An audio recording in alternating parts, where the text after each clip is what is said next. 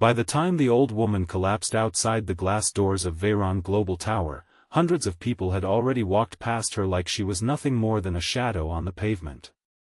It was a bright weekday morning, the kind of day when the sun made the city look golden from a distance, but up close, everything still felt cold. Cars honked, heels clicked, phones rang, and people in expensive suits rushed toward their important meetings while the frail woman lay trembling near the curb, one hand pressed against her chest, her silver hair spilling across the concrete like broken threads of moonlight. Only one person stopped. Her name was Mara Ellison, a 24-year-old nurse in a faded blue uniform, carrying a cracked lunch container and the weight of a life that had never been gentle with her. She was late for her shift at St. Bridget's community clinic, her rent was overdue, her younger brother's school fees were unpaid, and the soles of her shoes were so thin she could feel every stone beneath them. But when she saw the old woman's hand twitch weakly, Mara forgot her own troubles. She dropped to her knees in the middle of the busy sidewalk, placed 2 fingers against the woman's neck, and whispered a prayer she had learned from her mother before checking her pulse. If you believe in kindness and second chances, please like, comment, share, and subscribe to Lifeline Diaries, because sometimes one small act of compassion can change a life forever. The old woman's breathing was shallow, her skin pale and damp under the daylight. Mara could hear people muttering around her, annoyed by the scene, worried more about being late than about the life slipping away in front of them. Someone said an ambulance had already been called, but nobody bent down. Nobody offered water. Nobody held the old woman's hand. So Mara did. She loosened the scarf around the woman's neck, lifted her gently, and shielded her face from the sun with her own body. She spoke softly, telling the woman to hold on, though the old woman's eyes fluttered like torn curtains in the wind. In that moment, Mara did not see wealth, status, or age. She saw only a human being who needed help. When the ambulance arrived, Mara climbed in without thinking, ignoring the driver who asked if she was family. She said she was a nurse, and that was enough. All the way to the hospital, she monitored the woman's breathing, rubbed warmth into her cold fingers, and kept repeating that she was safe. The old woman briefly opened her eyes and stared at Mara with surprising clarity, as if trying to memorize her face. Her lips moved, but no sound came out. Mara leaned closer and heard only one broken word, a name perhaps, or a memory. Solène. Then the woman drifted unconscious again. At the hospital, Mara gave the emergency team every detail she had noticed, from the woman's pulse to the faint bruise near her wrist. After that, she expected to leave quietly. She had no money, no connections, and no reason to be part of whatever story belonged to this mysterious old woman. But as she turned away, a security team stormed through the corridor, followed by a tall man in a charcoal suit whose presence changed the air. His name was Cashin Vale, Billionaire CEO of Veyron Global, a man whose face appeared on magazine covers and financial news screens across the city. His expression was sharp with fear as he asked where his mother was. Mara froze. The woman she had saved was not a homeless stranger, not a forgotten widow, not the ordinary old lady everyone had ignored on the pavement. She was Odette Vale, the mother of one of the most powerful men in the country. Cashin's eyes landed on Mara's worn shoes, her cheap bag, her tired face, and for one painful second, she saw suspicion flicker across his features. He asked what had happened, his voice controlled but cold. Mara explained everything calmly, though her hands still trembled. She told him his mother had fainted outside the tower and that no one had helped her. The word struck him harder than anger would have. Around him, his assistants lowered their eyes. Cashin thanked her, but it sounded like a man who had forgotten how to mean it. Mara nodded and left before anyone could ask more questions. She returned to her clinic late, received a warning from her supervisor, missed lunch, and spent the rest of the day cleaning wounds, comforting children, and smiling through exhaustion. By evening, her phone buzzed with messages from her landlord. Final notice. Pay by Friday. Mara stood outside the clinic under the soft afternoon light, staring at the message until the letters blurred. She had saved a billionaire's mother that morning, yet she could not even save herself from losing the small room she shared with her brother, Nico. Life had taught Mara not to expect rewards. Her mother had died when Mara was 16, leaving behind unpaid bills and a quiet instruction: help people anyway. Since then, Mara had raised Nico, worked double shifts, studied under broken lights, and turned hunger into discipline. She had seen enough suffering to know that kindness rarely came back in the same shape it left. Sometimes it returned as peace. Sometimes as nothing at all. So when a black car stopped outside the clinic the next day and a man in a suit asked for her by name, Mara's first thought was that something had gone wrong. Cashin Vale was waiting inside the car, but he looked different from the man at the hospital. The arrogance was still there, polished into him like expensive metal, but beneath it sat something raw. His mother had awakened, he told Mara, and the first person she asked for was the young nurse who held her hand. Odette wanted to see her.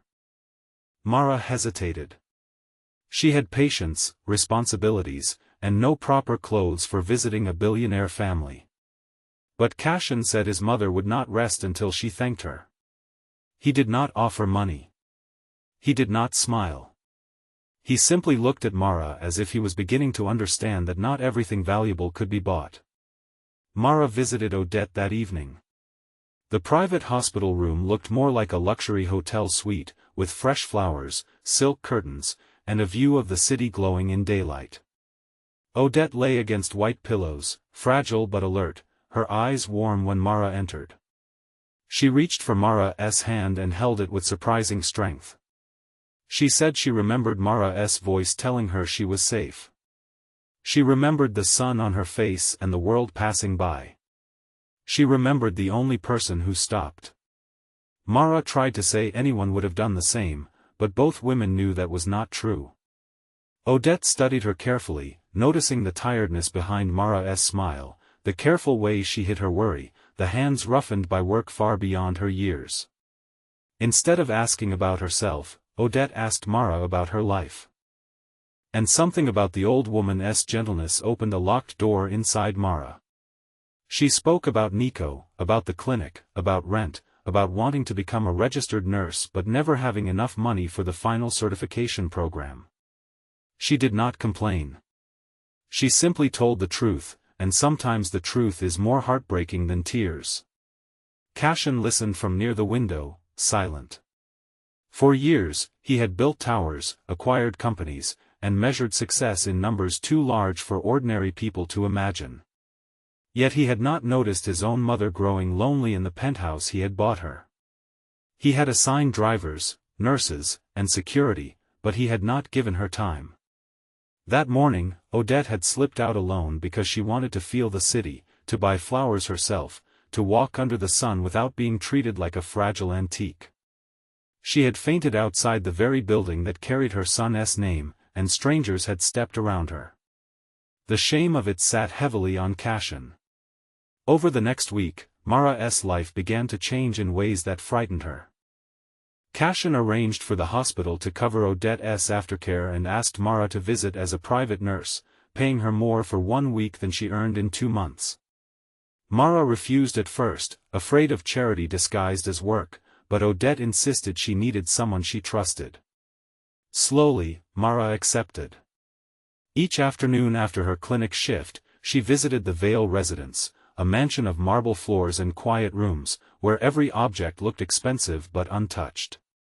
There, Mara helped Odette walk in the garden, monitored her medication, and listened to stories from a woman who had once been poor herself before her late husband's company grew into an empire. Odette was not what Mara expected. She was sharp, funny, and full of regrets. She confessed that wealth could protect the body but not always the heart. She had watched Cashin become successful and distant, admired and lonely, powerful and afraid to be soft. Mara saw the sadness behind those words. She also saw the way Cashin lingered near doorways when his mother laughed with Mara, as if hearing a sound he had forgotten from childhood. But not everyone welcomed Mara. Cashin's executive assistant, Verena Holt, watched her with cold eyes. Some staff whispered that Mara was taking advantage of the family. One afternoon, Mara overheard someone call her a charity case in clean shoes. The words cut deep because they touched the wound she worked hardest to hide. She nearly left that day, but Odette found her in the hallway and pressed a small white envelope into her hand. Inside was not money. It was an application form for the advanced nursing certification Mara had dreamed of, already paid in full, with a note written in Odette's elegant hand saying that help is not pity when it recognizes someone's worth. Mara cried in the bathroom where no one could see her. The real test came on a bright Thursday morning, nearly 3 weeks after the collapse. Odette suffered a sudden complication at home. Her breathing became labored, her pulse irregular, and panic spread through the mansion like fire. The private doctor was stuck in traffic. Cashin stood frozen beside his mother's bed, stripped of all his power by fear. Mara took control. She ordered the staff to call emergency services, adjusted Odette's position, checked her medication timing, and noticed a dangerous interaction in a newly prescribed pill. Her quick thinking stabilized Odette long enough for paramedics to arrive. This time, when Cashin looked at Mara, there was no suspicion. Only gratitude, fear, and something close to awe. At the hospital, the doctor confirmed that Mara's actions had likely saved Odette's life again. Cashin stepped into the hallway and covered his face with both hands. For the first time since Mara had met him, he looked less like a billionaire and more like a son. He apologized to her, not with polished words, but with a cracked voice. He admitted he had judged her by her uniform, by her poverty, by the tiredness he mistook for weakness. Mara looked at him for a long moment and told him that being poor had never made her small. It had only taught her how much every life mattered. Those words stayed with him. Weeks passed, and Odette recovered slowly. Mara began her certification program, still working, still caring for Nico, still carrying worries, but now with a little more hope in her pockets. Cashin did something unexpected too. He launched a healthcare foundation in his mother's name, dedicated to funding training for low-income nurses and emergency care access in underserved neighborhoods. At the opening ceremony, cameras flashed and reporters gathered, expecting Cashin Vale to give another perfect corporate speech. Instead, he spoke about a morning when his mother lay on the sidewalk and the world stepped around her. He spoke about a young nurse who had nothing extra to give but gave everything anyway. Then he invited Mara to the stage. Mara stood under the daylight, overwhelmed by the applause. She saw Nico in the front row, wiping his eyes with his sleeve. She saw Odette smiling from her wheelchair, proud as a mother. And she saw Cashin watching her with quiet respect, no longer seeing a poor nurse, but a woman whose kindness had forced an empire to remember its humanity. Mara did not give a grand speech. She simply said that compassion should never depend on who someone is, because the person lying on the ground may be someone's mother, someone's hope, someone's whole world. Near the end of the ceremony, Odette asked Mara to bend close. She placed a small silver pin in Mara's palm, shaped like a lifeline on a heart. It had belonged to Odette when she volunteered as a young woman before wealth changed everything around her. She told Mara that some people inherit fortunes, but others carry light, and light is rarer. Mara held the pin tightly, feeling the weight of every hard year, every unpaid bill, every night she had wondered if kindness was foolish in a world so unfair.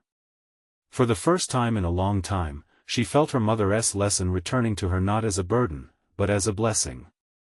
If this story touched your heart, please like the video, share it with someone who still believes in goodness, leave a comment, and subscribe to Lifeline Diaries.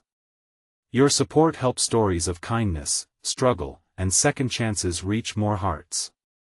Special request: comment kindness still matters if you believe one compassionate act can change someone's entire life. Mara never became rich overnight, and that is what made her story real. She still worked hard. She still woke before sunrise. She still worried sometimes. But now her path had opened. She became a certified nurse, Nico stayed in school, and the foundation helped hundreds of people who had once felt invisible. As for Cashin, he learned to visit his mother not between meetings, but before them. He learned that love postponed too long can become regret. And every year, on the anniversary of the day Odette fainted, the three of them returned to the sidewalk outside Veyron Global Tower, not for publicity, not for cameras, but to remember the morning when the poorest person in the crowd proved to be the richest in heart. Because sometimes destiny does not arrive with thunder. Sometimes it falls quietly on a busy sidewalk in the middle of the day, waiting to see who will stop.